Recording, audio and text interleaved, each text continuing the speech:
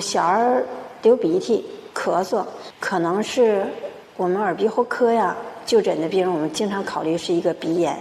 但是呢，除了这个鼻炎、呼吸道感染之外，我们首先还要检查腺样体。腺样体位于咱们鼻咽部的后部，像一个剥开的半个橘子瓣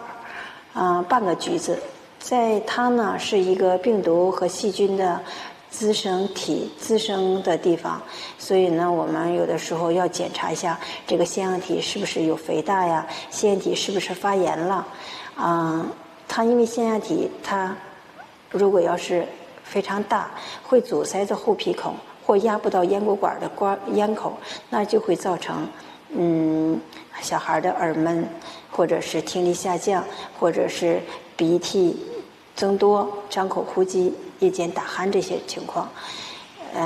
所以我们遇到这样病人呢，一定要想到他是不是有腺样体的肥大。